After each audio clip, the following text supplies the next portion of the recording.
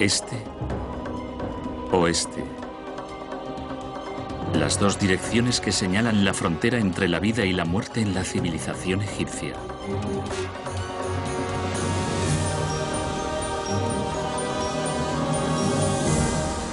El Nilo es fuente de vida y también era la fuente de vida de los antiguos egipcios. Karnak y Luxor, la búsqueda de la perfección. Es un lugar mágico donde la historia asienta sus cimientos, donde los dioses y sus encarnaciones humanas, los faraones, han sido adorados y venerados. 3000 años concentrados en un área de más de 5000 kilómetros cuadrados. El culto a Amón, el dios invisible. La construcción, apogeo y decadencia de los templos más grandes y magníficos de la civilización humana.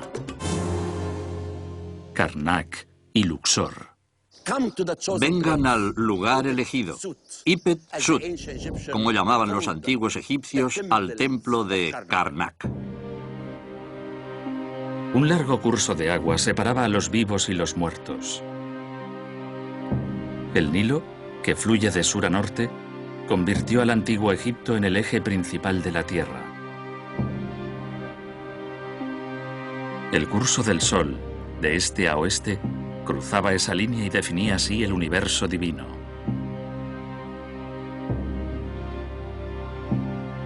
A Ra, el sol, se le consideraba la manifestación esencial de la energía creadora de vida. Según la tradición egipcia, la orilla oeste, por donde el sol se pone, era el lugar para la regeneración nocturna de Ra. Allí, los egipcios construyeron sus necrópolis. El otro lado, la orilla oriental del río, la zona por donde sale el sol, era el lugar apropiado para la actividad humana y los grandes lugares de culto. Exactamente en esta orilla del río, en el área que limitaba con Tebas, los egipcios ubicaron el centro de energía creadora, el santuario de Karnak. Los egipcios antiguos relacionaban el oeste con los muertos y con la muerte, porque veían salir el sol por el este y se ocultaba por el oeste. Así que construyeron sus tumbas en el oeste. Y todo lo relacionado con su vida cotidiana, especialmente la religión, debía estar en el este.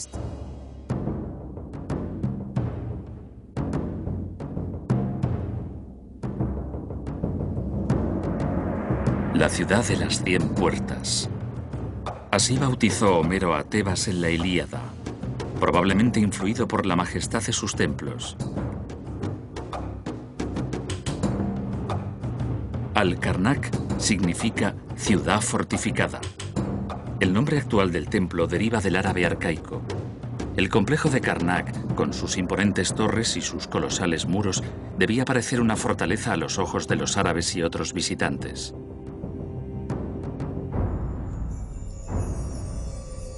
Tebas, en el apogeo de su esplendor, era el centro del poder económico y religioso de Egipto. Con la llegada al trono de la 18ª dinastía, Tebas se convirtió en la capital de Egipto y Karnak, el epicentro religioso del país. Solo el templo de Amón ocupaba 230.000 hectáreas. Los hombres al servicio del templo eran más de 80.000.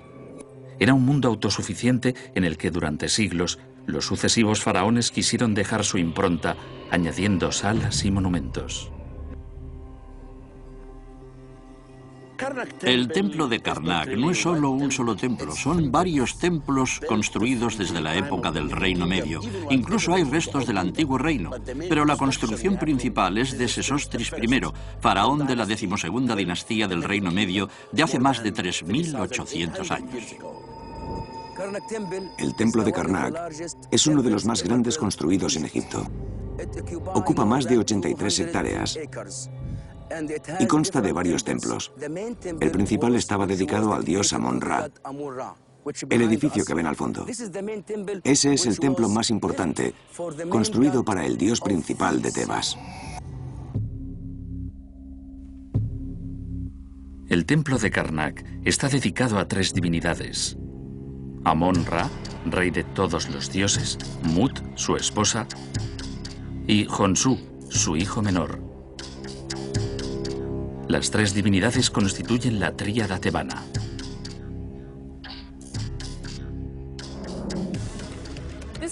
Este es el templo de Ramsés III, que se encuentra dentro del gran recinto de Amón-Ra en Karnak.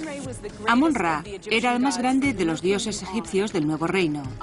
Amón era venerado aquí junto a su consorte Mut y su hijo Khonsu. Mut era una diosa madre. Su nombre se representaba con la imagen de un buitre. Y en la lengua egipcia, esa es la palabra para madre. Khonsu era un dios lunar, responsable del paso del tiempo junto con Tot, el dios de la sabiduría.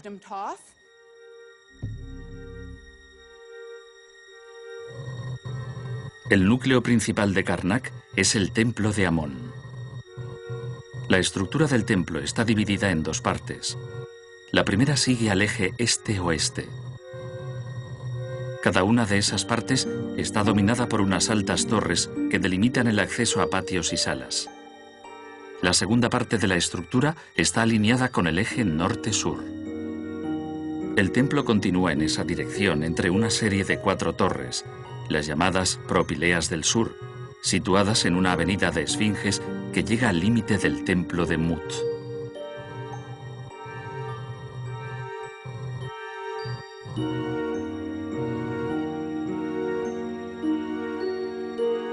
El núcleo original del templo está rodeado por las 4 torres y la sala de los banquetes o Agmenú. El santuario es un templo formado por salas de estructura telescópica que se estrecha gradualmente para enfocar la atención en la estatua de Amón.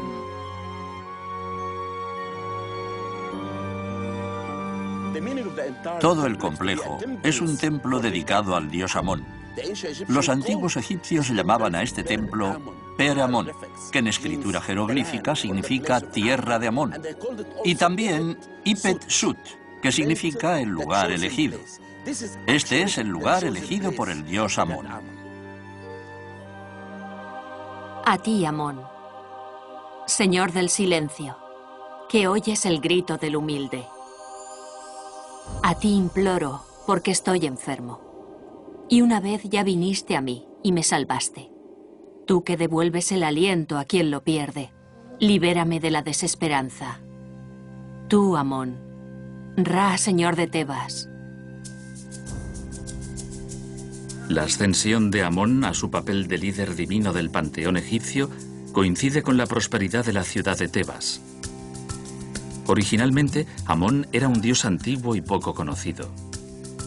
Los teólogos del Reino Medio le dieron un nuevo significado. Amón el invisible, el oculto, el dios trascendente, el rey de los dioses. En paralelo con la política expansionista de los soberanos de la 18ª dinastía, Amón se convirtió en poseedor de inmensas fortunas. Aumentó el poder de los sacerdotes que administraban el culto. Pasó de ser un dios guerrero a ser un dios cósmico mediante la fusión con el dios del sol, Ra. Amón el invisible y Ra, el dios que regulaba las estaciones, se convirtieron en un solo dios. Amón estaba dentro de esta capilla y durante la noche tomaba la apariencia de Khonsu, cuyo nombre venía de Kgines, que significa el que cruza el cielo durante la noche. En el santuario se aprecia una reducción gradual de la luz, de la gran luminosidad del patio a la oscuridad de la celda, desde el extremo del mundo donde se unen el cielo y la tierra al amanecer a la oscuridad del crepúsculo. Pero en el espacio intermedio es donde se expresa la máxima tensión entre la luz y la oscuridad. La sala hipóstila. Estamos en el lugar más importante, la sala hipóstila del templo de Karnak. Me gusta venir aquí a menudo. Y cuando contemplo las columnas, las inmensas columnas, me siento muy pequeño. Esta sala la empezaron a construir Ramsés I y Seti I, abuelo y padre de Ramsés II, quien terminó la construcción de esta sala hipóstila, que consta de 134 grandes columnas en 14 filas.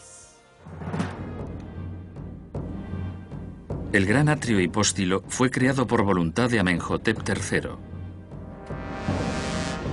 La columnata central está flanqueada por 122 columnas de proporciones más pequeñas. La diferencia de altura entre la nave central y los dos corredores iluminados por el juego de luces de las ventanas abiertas en la piedra caliza le da una poderosa característica simbólica.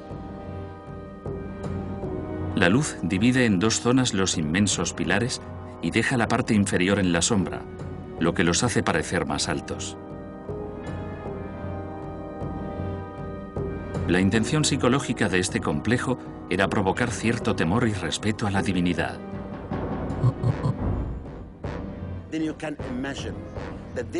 La sala hipóstila tenía un techo que dejaba abierto un espacio para que entrara la luz. Era increíble. Imagínenlo. Cierren los ojos e imaginen cómo era en el pasado. Piensen en esta sala con un techo y que llegan a este lugar con el corazón palpitante, sobrecogido por la magia del lugar. La sala hipóstila del templo de Karnak es una de las mayores y más complicadas columnatas que se han construido. En su edificación intervinieron varios soberanos de la dinastía de Ramsés, en particular Seti I y Ramsés II. Las 134 columnas representan rollos de papiro. El efecto de repetición de las imágenes se acentuaba por los vivos colores que debían contribuir a facilitar la ósmosis entre el edificio y la naturaleza. Las 12 columnas centrales de la nave principal, de 22 metros de altura, incluyendo el ábaco, terminan en un capitel con forma de flor de papiro. Y las 122 columnas de los corredores, con una altura de 18 metros, tienen capiteles con forma de capullo. La alineación de la nave central del salón principal del templo subraya la función de paso hacia el santuario. Otro eje, perpendicular al primero, divide el espacio en dos mitades y comunica el salón con el templo de Mut mediante dos puertas laterales.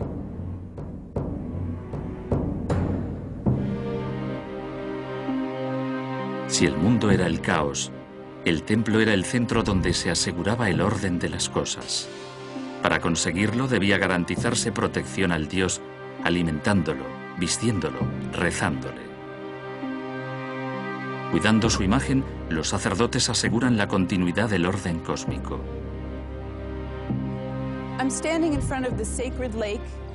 Estoy ante el lago sagrado del complejo de Amon-Ra en Karnak. Según el mito egipcio de la creación, antes de ser creado, el mundo era oscuro y cubierto de agua. Y este lago es la representación simbólica dentro del complejo que representa el cosmos como el orden primigenio del que surgió la creación. También era muy importante en la vida del templo. Algunos egiptólogos creen que los sacerdotes venían aquí al amanecer para hacer las abluciones rituales antes de empezar sus actividades diarias. Los ritos del templo estaban determinados por la posición del sol y tenían tres fases: el amanecer, el mediodía y el ocaso. Antes del amanecer, los sacerdotes se lavaban en el lago sagrado para purificar su cuerpo. Después abrían el tabernáculo, retiraban el velo del rostro del dios y lo ofrecían a la luz entonando la oración de la mañana.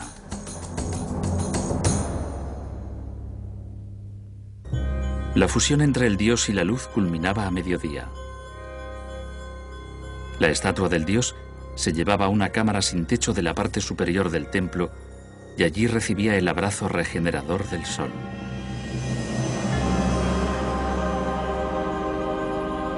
En Karnak, este rito probablemente tenía lugar en una de las salas del Akmenú, a la que se accedía por una escalera que partía de la esquina sureste de la habitación.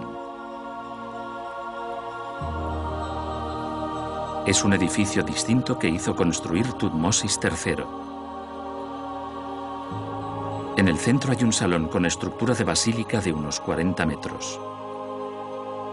Los 5 corredores y la nave se sustentan sobre columnas de piedra. Es una estructura innovadora para la época, pensada expresamente para la fiesta del Jubileo Real, la fiesta de Sed, la renovación del poder real del faraón.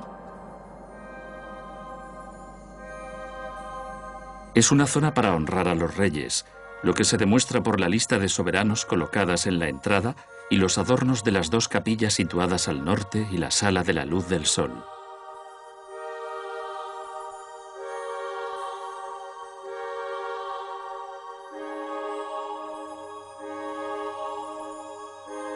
Para entrar en este ambiente había que estar iniciado en el culto de Amón y su reencarnación humana, el rey.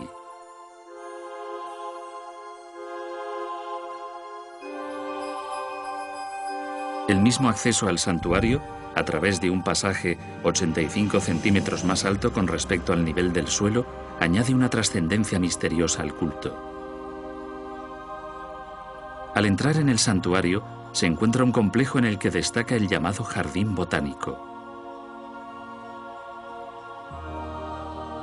Bajorrelieves que representan plantas, frutas y animales exóticos que Thutmosis III halló en el 25º año de su reinado en el país de Retenum.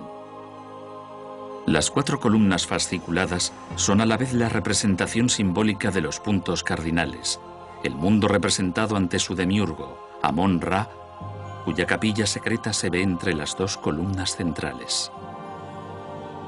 En la dicotomía entre la luz y la oscuridad, Amón-Ra encontró su contrario en Honsu, el dios de la luna. Honsu era hijo del dios Amón y Mut, y dentro de este complejo construyeron un templo aislado para este dios. Fue edificado durante el reinado de Ramsés III y las obras continuaron hasta el final del período ptolemaico.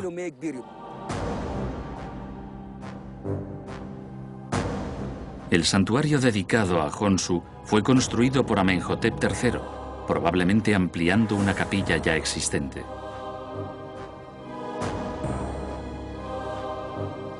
El templo está formado por un patio cerrado por 3 lados y un pórtico con 2 filas de columnas en forma de papiro con capiteles como capullos cerrados. Sigue el atrio hipóstilo iluminado por ventanas enclaustradas. Luego hay 2 vestíbulos y unas salas destinadas a los ritos diarios.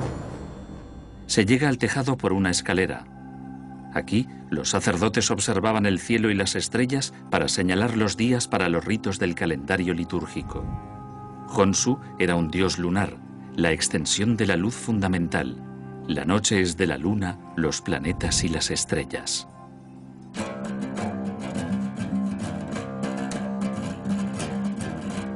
En el cercano templo de Opet también se celebraba el nacimiento de la luz.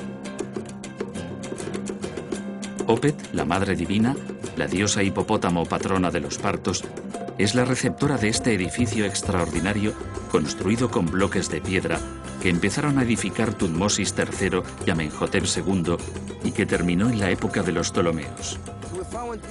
En los cimientos descubrimos que los arquitectos que construyeron este templo reciclaron muchos bloques de monumentos de épocas anteriores y los reutilizaron en la construcción de este templo. También encontramos muchas estatuas y también unas escaleras del tiempo del Reino Medio que indican que la construcción empezó durante ese periodo.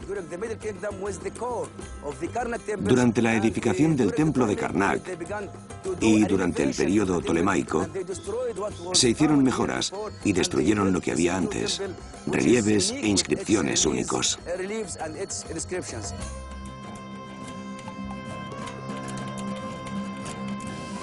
El templo está compuesto de un vestíbulo y unas 12 salas dedicadas al culto misterioso.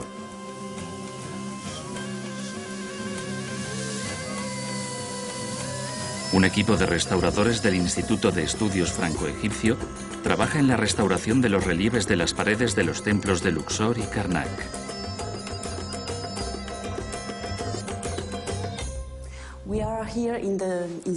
Estamos en la sala norte de Opet,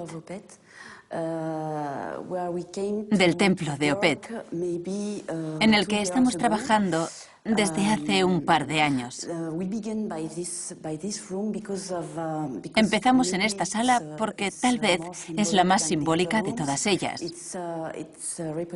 Se representa la resurrección de Osiris que vemos ahí. Es ese hombre tendido en su cama que va a engendrar un hijo con Isis. Y en la pared de enfrente está representada la infancia de Horus, de Osiris y de Isis.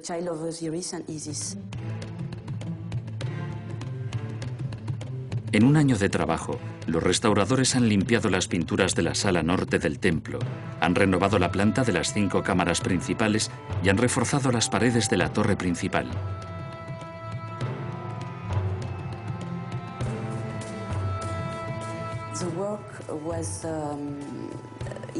El trabajo se ha hecho en 2 partes. La primera han sido las obras de limpieza. Primero una limpieza química y luego una limpieza mecánica. La limpieza química se ha hecho con carbonato de amonio y metilcelulosa.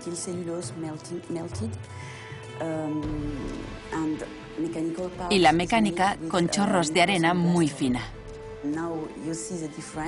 Ahora se aprecia la diferencia comparándolas con el estado anterior de las paredes, que estaban negras, igual que esta parte del techo.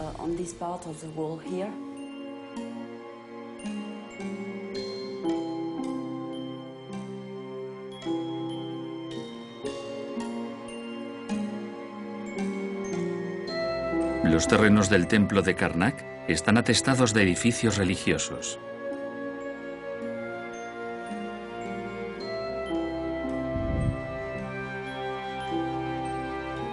Separado del recinto de Montu y Mut, del que queda muy poco, en el área occidental se alza el templo de Ptah, que construyó Tutmosis III.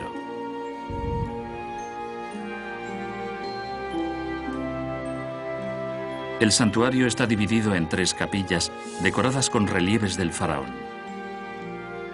El central está dedicado a Ptah, rey de la tierra.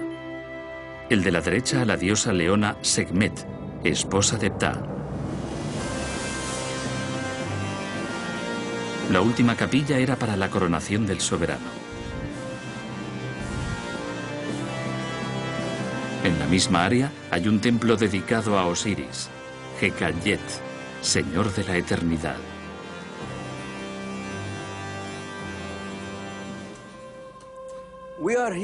Estamos en uno de los lugares más sagrados dentro del recinto del templo de Amon-Ra, en la capilla del dios Osiris, Hekatiet, que significa Dios Osiris, gobernador de la eternidad. Esta capilla se empezó a construir durante la 21ª dinastía, y aquí podemos ver una de las escenas más importantes. La diosa, esposa de Amón, le ofrece 2 cuencos, que en la egiptología llamamos los nuevos cuencos del dios Amón.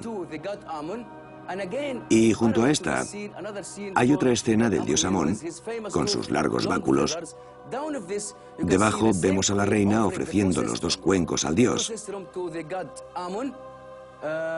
Y detrás está uno de los símbolos arquitectónicos más importantes de la antigua religión egipcia, la puerta eterna del dios Osiris.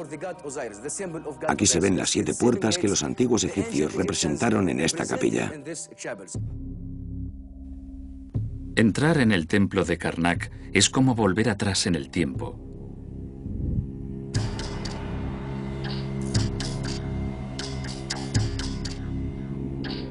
Al contrario de lo que se podría pensar, el grupo de edificios del oeste, que desde la sala hipóstila conducen a la entrada, es más reciente. De hecho, el espacio entre la tercera torre, construida por Amenhotep III, y la primera, que es de la era tolemaica, nos permite cruzar en pocos metros varios siglos de historia. El inmenso atrio de columnas es el resultado de las obras llevadas a cabo por Seti I y Ramsés II, entre otros, y la segunda torre fue diseñada por Horemheb y finalizada por Ramsés I. En el inmenso patio que está entre la primera y la segunda torre se encuentran los templos de Seti II y Ramsés III. Dentro del patio también estaba el gran kiosco de Taharqa, del que solo queda una columna en forma de papiro. A partir de un núcleo que data del Reino Medio, los sucesivos faraones fueron añadiendo monumentos y derruyeron o modificaron parcialmente las estructuras ya existentes. Los ejemplos más evidentes de esta práctica se observan en el Museo al Aire Libre de Karnak. Los bloques de la capilla roja de Hatshepsut, desmantelada por su hijastro Tutmosis III y reconstruida ahora parcialmente, se utilizaron para alzar las tres torres.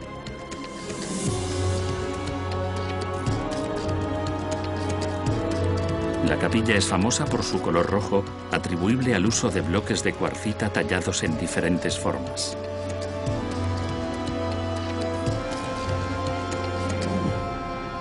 El blanco es el color que distingue el kiosco de Sesostris I, reconstruido a principios del pasado siglo con los bloques de la tercera torre. El kiosco está rodeado por dos rampas y sostenido por 16 columnas en sección cruzada. Este es uno de los primitivos monumentos de Karnak que han sobrevivido. Fue construido por el primer monarca del Reino Medio, Sesostris I, con ocasión de la primera fiesta de Set, que era una especie de jubileo en el que los reyes reafirmaban su derecho a gobernar y que se celebraba a los 30 años de ocupar el trono.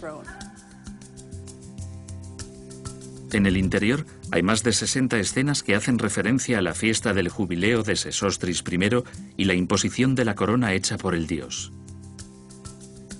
El kiosco de Sesostris I tenía otra función. Era uno de los depósitos de la barcaza sagrada. Es conocido como el muelle, el santuario de la barcaza o el puerto de salida. La tríada tebana, Amón, Mut y Honsu, eran viajeros, como muchos dioses del antiguo Egipto, y en algunos rituales de los festivales anuales salían de sus santuarios y viajaban fuera del templo al mundo exterior.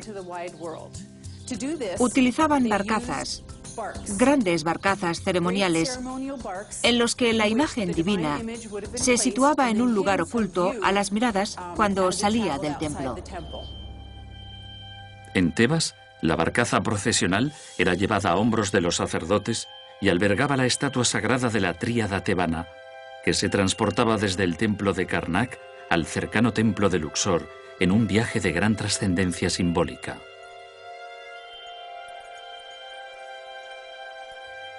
El punto de partida de la procesión era el santuario de cuarcita rosa que ordenó construir el rey macedonio Filipo Arrideo con los restos del de Tutmosis III. En el centro de la cámara hay un bloque de granito donde reposaba la barcaza sagrada. El dios Amón, que vivía en el Ipet Sud, el lugar elegido, también llamado Templo de Karnak Per Amón, el lugar de Amón, embarcaba en el bote sagrado. Los sacerdotes cargaban el bote encabezados por el sumo sacerdote y luego navegaba desde el sur del Nilo para visitar a su esposa Mut en el templo de Luxor. Y para los antiguos egipcios, ese momento significaba la fertilidad. La barcaza era llevada a hombros por los sacerdotes y luego viajaba por el agua y también por tierra. Se hacían preguntas al oráculo a lo largo de la ruta y las respuestas se daban inclinando la barcaza a uno u otro lado, según si era positiva o negativa, y así es como respondía el oráculo. Todos los años, con ocasión de la fiesta de Opet, la estatua del dios Amón salía del santuario de Karnak y se llevaba en procesión a la capilla del sur, al templo de Luxor.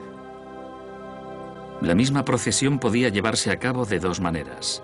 La primera por tierra. La barcaza salía de su almacén y luego giraba a la izquierda en dirección sur y se dirigía hacia el templo de Luxor.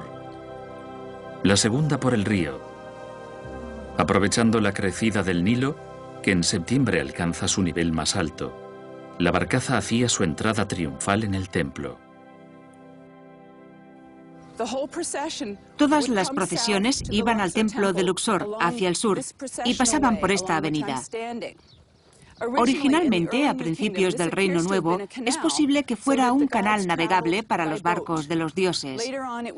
Más tarde se pavimentó y se bordeó con esfinges. Algunas aún están aquí.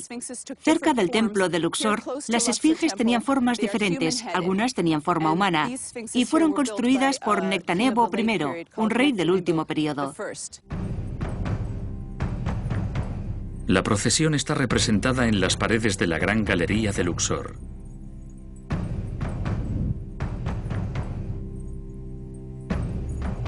Por las calles y las orillas del Nilo, sacerdotes, soldados, bailarinas y músicos acompañaban a pie a la barcaza. Era una fiesta magnífica, una de las escasas oportunidades en que lo público y lo privado, lo divino y lo humano, la élite y la gente común encontraban la síntesis ideal.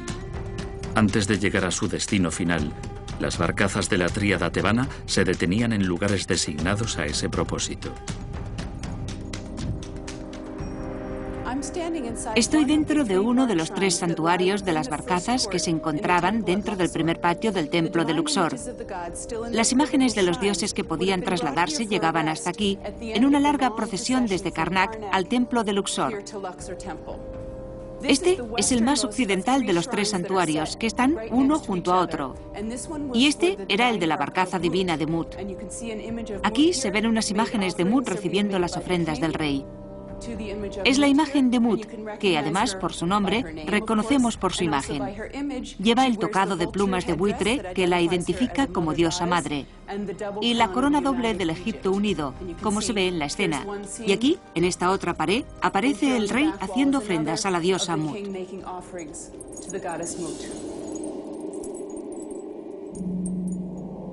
Evitar la muerte a través de la concepción de la vida.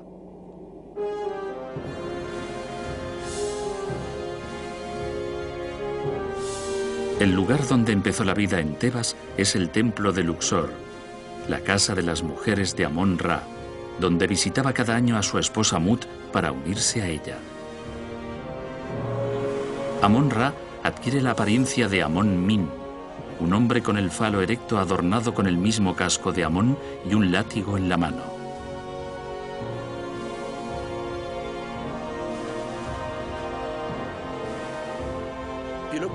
Están viendo el templo de Karnak, una de las casas de Amón.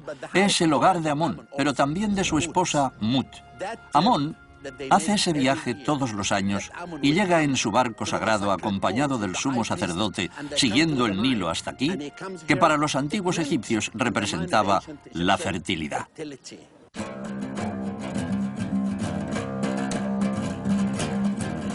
Ipet Resut es el harén del sur.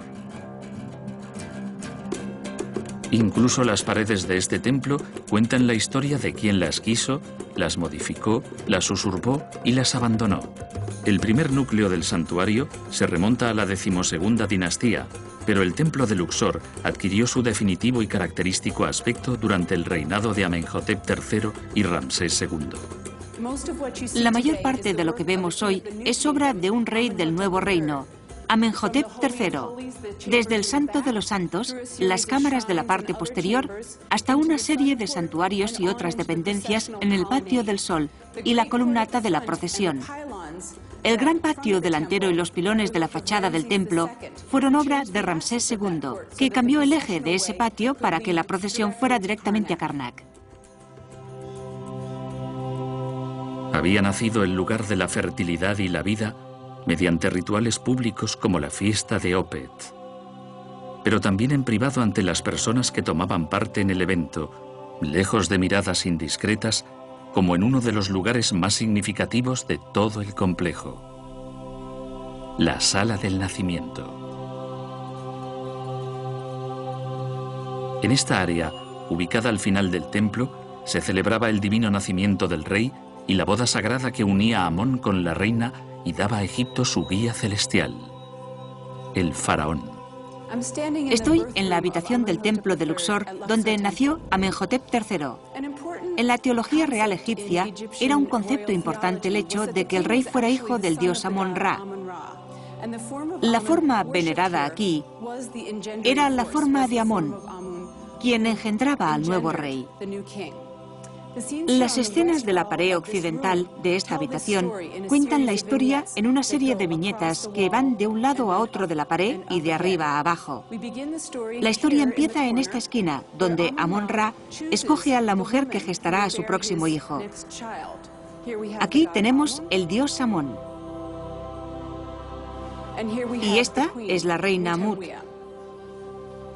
De hecho, elige a la reina de Egipto muy acertadamente, porque el dios Tot, en esta próxima escena lo reconocemos por el ibis de su tocado, conduce al dios Amón al interior del palacio real, a la cámara del lecho de la reina.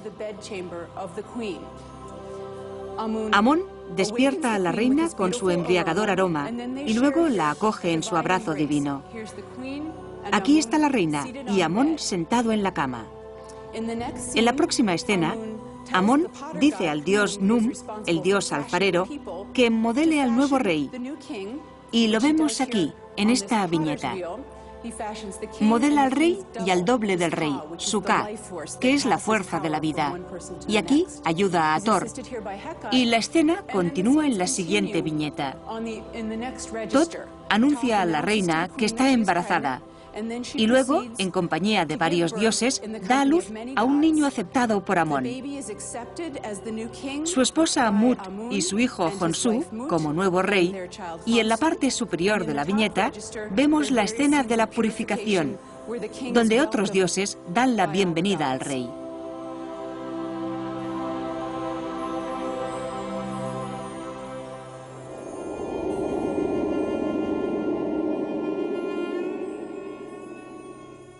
La parte más interior del templo, dedicado por Amenhotep III al culto del dios, ha sufrido pocos cambios en el transcurso de los siglos.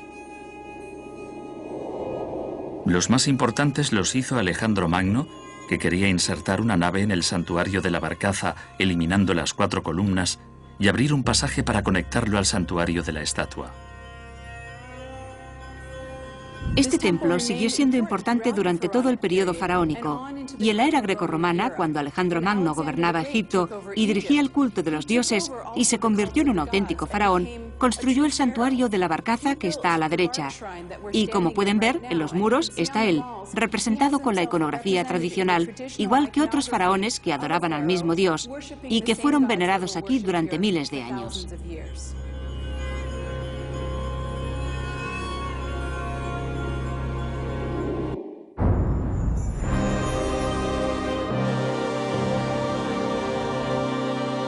El templo de Luxor es un testigo singular de la estratificación histórica. Después de la dominación griega, en los cimientos quedan vestigios evidentes de los romanos. En la cámara que precede al santuario quedan restos de pinturas que probablemente se remontan a la era de Diocleciano. Esta es una representación de los 4 emperadores que aparecen como dioses ante sus soldados.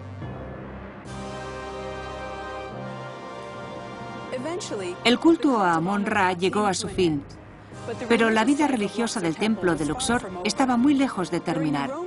Durante la era romana, este espacio fue transformado en un templo para la corte imperial. Las habitaciones traseras fueron separadas con estos ábsides, y esta habitación fue enyesada y cubierta de frescos. Todo el templo era parte de la curia romana. Durante la era cristiana se construyeron varias iglesias alrededor y dentro del templo. Parte de una de ellas todavía existe hoy dentro del gran patio de Ramsés II.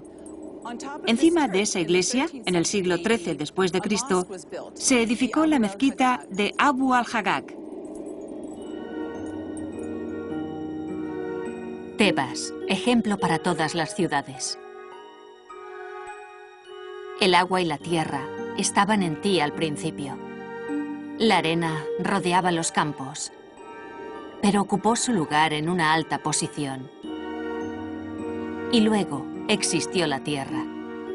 Después apareció la humanidad y fundó las ciudades y les dio un nombre. Y cada una de ellas recibe su nombre bajo la vigilancia de Tebas, el ojo de Ra.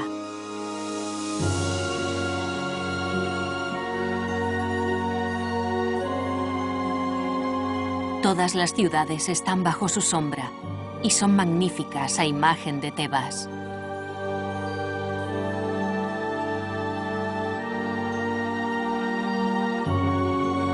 Hoy, después de 3000 años, Tebas ya no existe.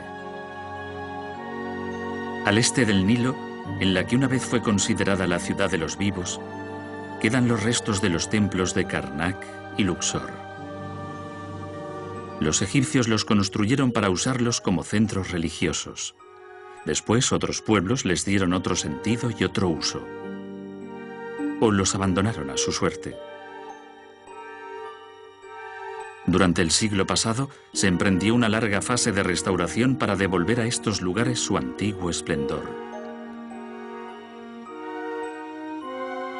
Al oeste del Nilo, en la ciudad de los muertos, se encuentra la necrópolis de Tebas, el lugar por excelencia del misterio, el lugar inaccesible.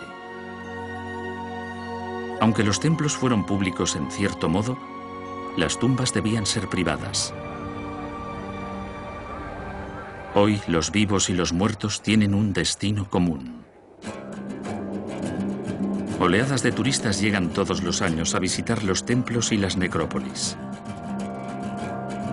El deseo de conocer y de medirse con la historia ha dado siempre sentido a estos lugares. Pero el misterio y la fascinación que emanan de ellos permanecen intactos, como signo de que la civilización egipcia nunca morirá.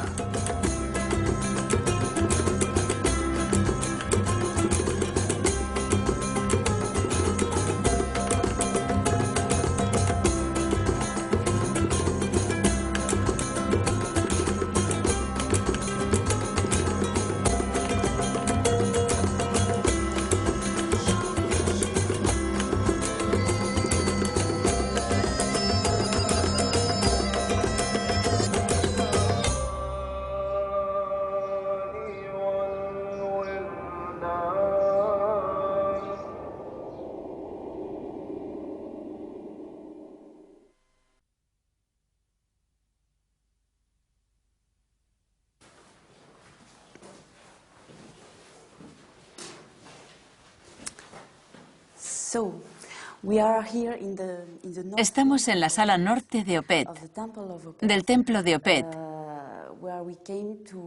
en la que estamos trabajando desde hace un par de años. Empezamos en esta sala porque tal vez es la más simbólica de todas ellas. Se representa la resurrección de Osiris, que vemos ahí. Es ese hombre tendido en su cama que va a engendrar un hijo con Isis. Y en la pared de enfrente está representada la infancia de Horus, de Osiris y de Isis. Se han limpiado los sedimentos y las sales que cubrían las paredes con una capa muy gruesa.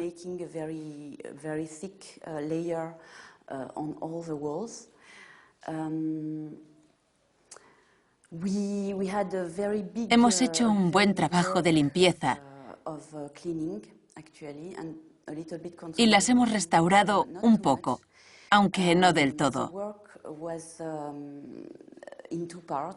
La limpieza se ha hecho en dos partes.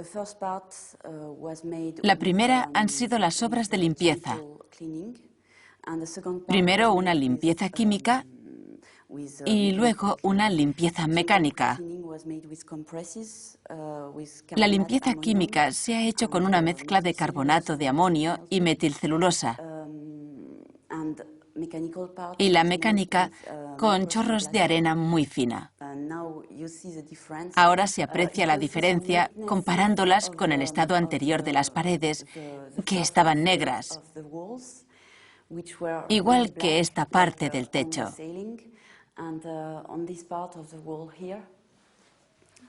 Como pueden ver, tardaremos unos 11 meses en acabar esta habitación.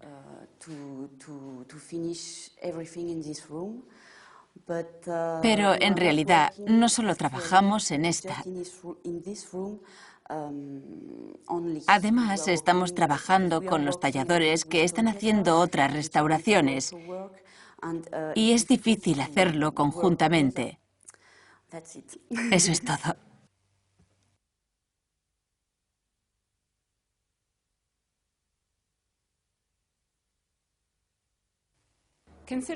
Es el lugar de nacimiento del dios Amón-Ra, y por eso el templo de Luxor estaba considerado uno de los lugares más sagrados de Egipto. Probablemente aquí ya existía un templo en el Reino Medio, pero lo que vemos hoy es principalmente obra del faraón Amenhotep III del Reino Nuevo. Desde los santuarios interiores del extremo sur a una serie de santuarios y salas del Patio del Sol y la columnata de la procesión. El gran patio delantero y los pilonos que dan forma a la fachada del templo fueron obra de Ramsés II, que cambió el eje de ese patio con el propósito de que la procesión fuera directamente a Karnak. El culto a Amón-Ra se celebró aquí durante el periodo faraónico e incluso en la época grecorromana. Estamos en el interior del santuario de una barcaza construido por Alejandro Magno. Cuando ocupó Egipto se adaptó a las costumbres y los cultos locales. Aquí le vemos con el vestido tradicional de un faraón que venera a Amón-Ra, como se había hecho aquí durante años.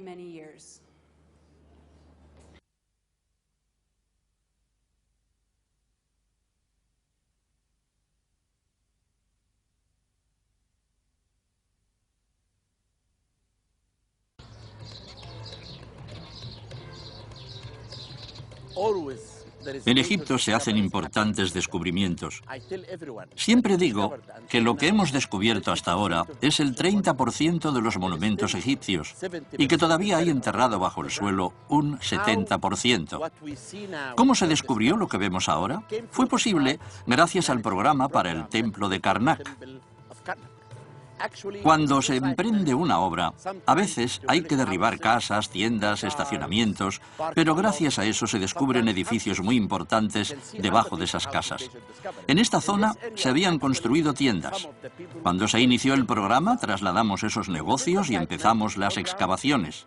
Miren el resultado. El descubrimiento más importante son los baños ptolemaicos. Y como ven, en cada uno hay asientos. Y en estos asientos podían instalarse unas 16 personas. ¿Por qué los egipcios del período ptolemaico tenían baños como estos? Se debe a que la gente tenía que sumergirse en el agua de estos depósitos antes de entrar en el santuario romano para venerar a Amón. Y ellos también tenían que entrar aquí, purificarse para entrar en el templo y estar limpios ante el Dios. Esto es único. ¿Cómo hemos datado esta estructura? Basándonos en la cerámica y también en las monedas. Se ha encontrado un tesoro escondido, 360 monedas, en uso desde la época de Ptolomeo II a Ptolomeo VI. Ha sido asombroso encontrar un tesoro escondido en estas ruinas, sobre todo este tipo de monedas.